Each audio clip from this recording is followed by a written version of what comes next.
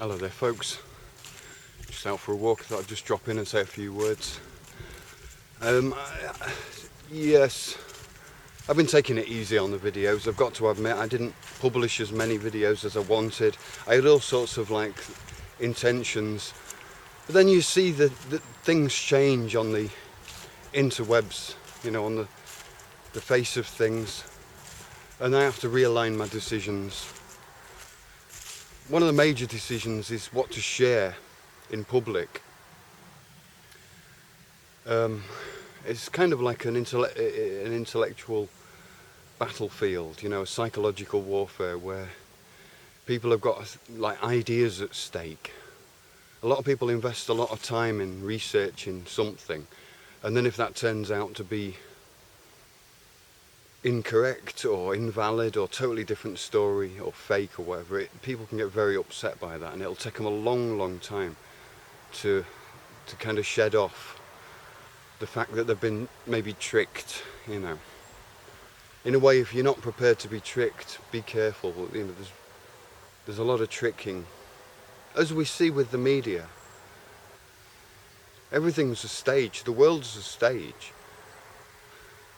And we think that we're bound to this legislation, but the legislation is far deeper. The laws are far deeper than any man can conceive. The laws, the ideas, concepts, everything that we have in our minds is a development from a long time, many ages.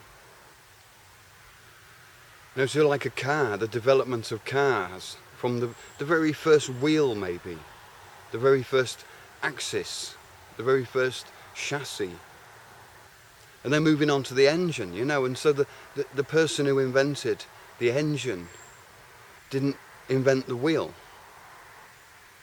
The person who invented the exhaust pipe or the rubber tire or whatever you want, whatever part of the car, it was invented by a different person. It doesn't matter if that's under one logo, one trademark, BMW or Porsche or Lamborghini. All of those designs come like a family tree from original concepts. And it's a collective effort of minds. But we're not hive minds.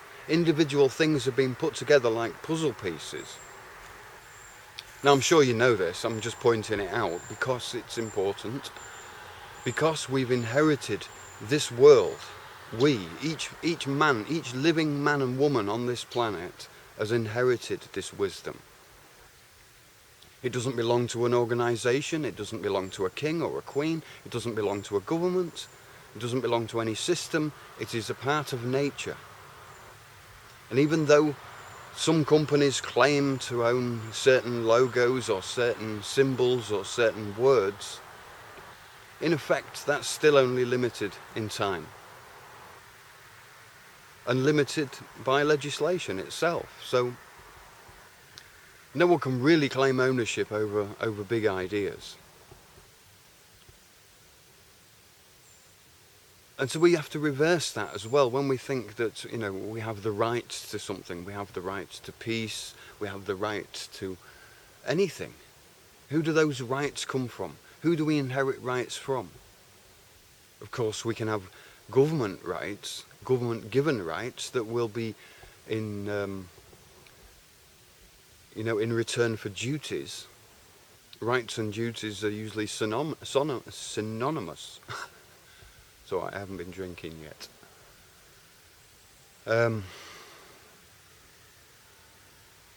So do we have the rights? Can any man claim the right off you? Can someone infringe on your rights? Do you deserve rights? Is the right that you want, the natural right maybe, can any man give you that?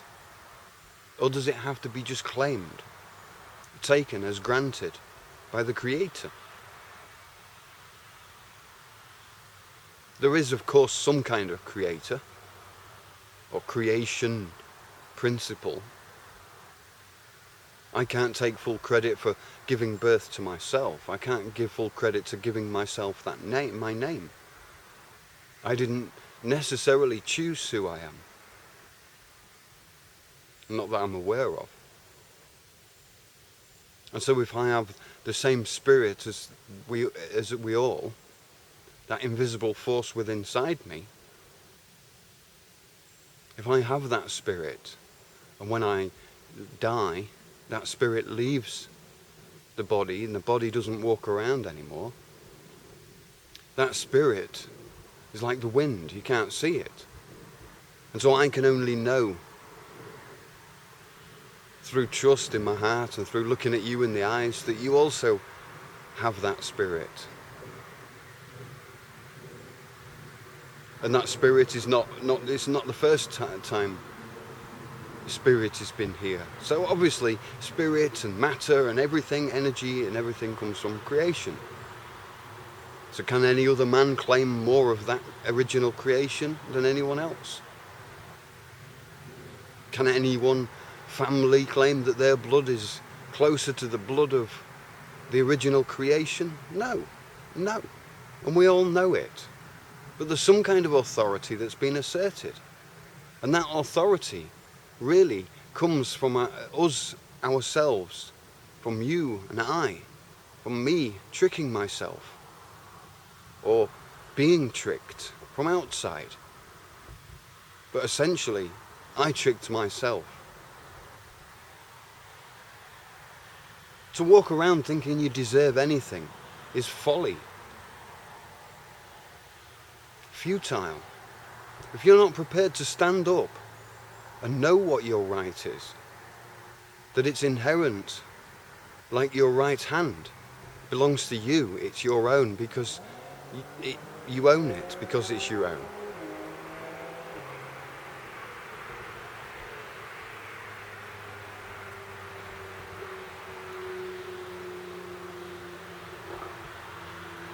Now in a legal world, in a legal fiction, we have to have names and use names, otherwise no one knows who wrote a piece of paper, a love letter, an agreement, a calendar, anything.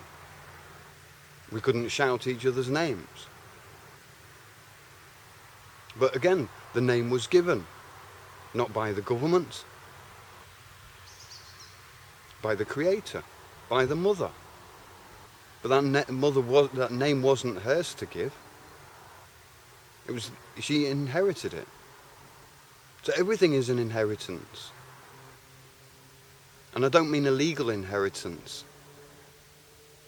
Something that can be passed down by a flimsy paper will. Possession and ownership and mine and custody. Passed down on paper.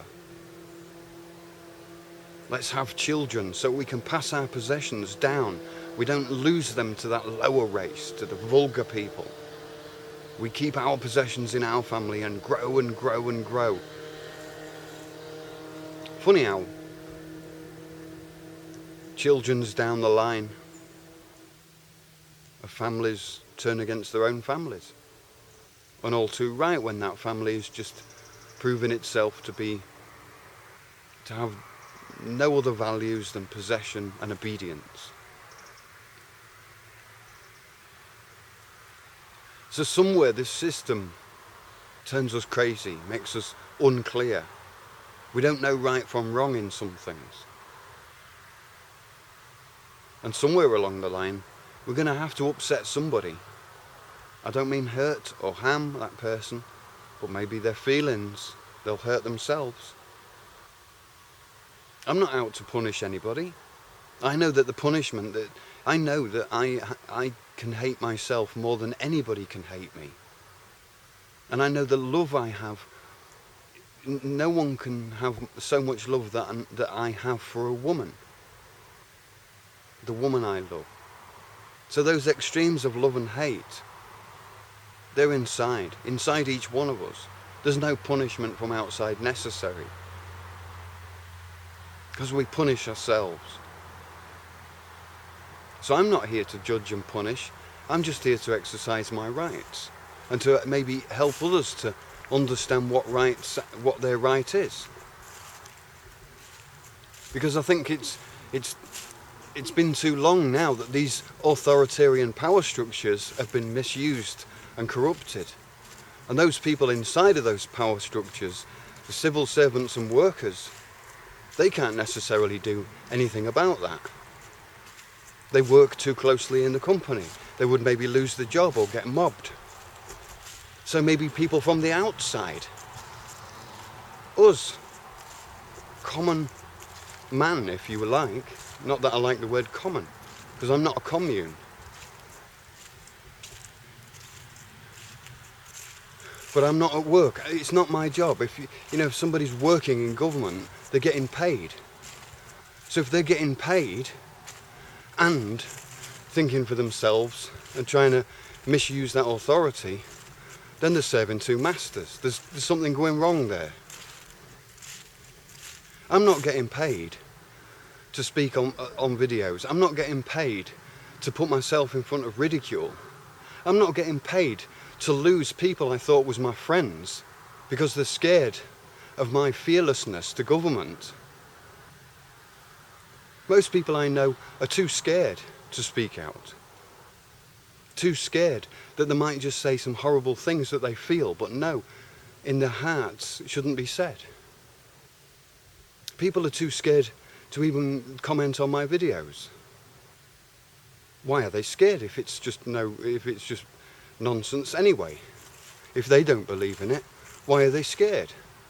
They're scared because they know that something's wrong in the world, and it's not necessarily any of the world events that have happened, but that everybody on this planet who is able to perceive is able to see that there's a problem in this world, and it takes us, men and women, to stand up. Now I usually say men on these videos when I talk about standing up and challenging systems. And that's maybe because I'm a man, and I don't want to argue with women about these mental things, these mental constructs. For me, it'd be better the women do what they want to, that they're good at. And from my experience, women are very good at communication, bringing groups together, looking after our health, looking after the children, thinking about the group. And men, I can only speak for myself, I'm so self-willed that I don't care what another man thinks. I care what all women feel.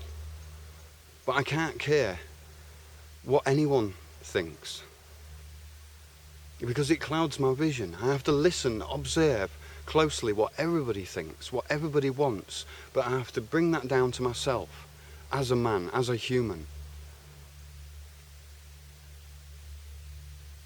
I can't expect somebody weaker than me to carry me. So why should I even put this burden, this mental burden of working out who's the liar, who's the deceiver, where's the enemy, where's the danger, to put that mental burden onto all of the women?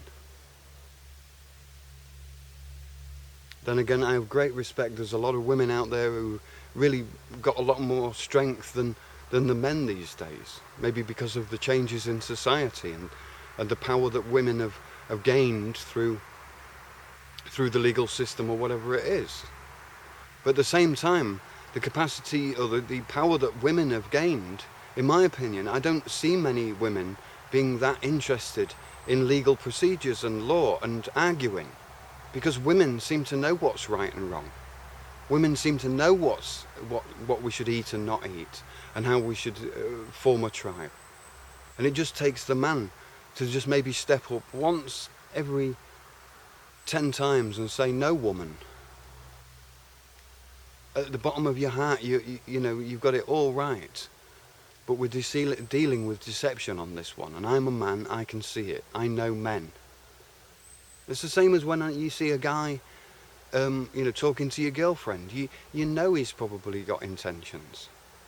But I don't want the woman to walk around in suspicion all the time, because that's a men's problem. My woman shouldn't have to change herself and become nasty and not talk to other men just in case one of them is trying to be deceitful, trying to deceive her in some way. So I see it as my position as a man to think of my predator mind my hunter mind, and to understand the predator that's coming, to understand that hunter. And I don't need women and children to be hunters. Okay, my time's running out, so see you later. Thanks a lot for listening. Cheerio.